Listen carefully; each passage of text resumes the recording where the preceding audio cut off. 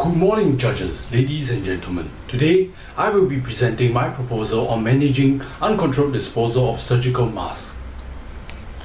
The purpose of this presentation is to introduce to you a two-pronged program inspired by the French company Plaxtil, where discarded surgical masks are collected and recycled. As for today's agenda, I will begin with the current situation, followed by solutions leading up to benefits and the conclusion. In the year 2021, the idea that disposable face masks, gloves and wipes could become a global and environmental pollutants was not a pressing concern. Masks were seen as essential for preventing the spread of COVID-19. No one imagined just how much of it would be needed for so long.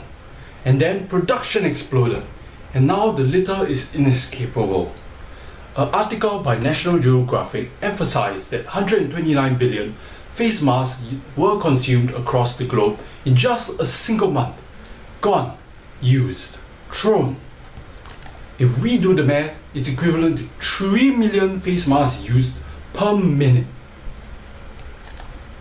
If that wasn't enough to shock you, according to the NEA, over 868 million kilograms of plastic waste is being discarded yearly in Singapore. However, only a measly 4% is recycled.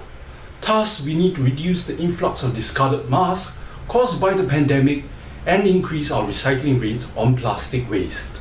Therefore, in order to alleviate the problem, I propose the implementation of the Plaxtil solution, which in summary is a process of collecting, shredding and mixing discarded surgical masks with a binding substance to create the material Plaxtil. As we all know, handling of disposable surgical masks can be dangerous. Therefore, one feature of the solution is that the mask will be isolated for a minimum of 4 days before it can be handled.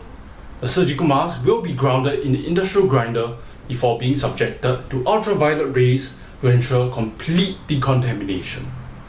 In addition, grounded surgical masks are then mixed with a binder to create Plaxtil, which acts and behaves precisely like plastic, which in this case can be used to make personal protective equipment to fight COVID-19.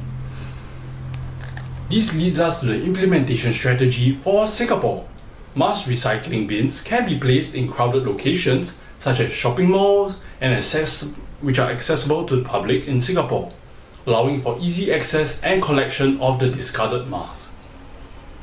The Plaxtil produced can then be transformed into PPEs such as plastic face shields before being distributed to the public. Hence, by relying on the Plaxtil solution, the plastic from masks would be recycled back into the production of goods, forming a circular economy, helping plastic waste to retain its value, leading to an increase in recycling rates and a reduction in plastic waste. To conclude, plastic waste generated from the pandemic should be dealt with. There is no excuse, as there's already an existing solution.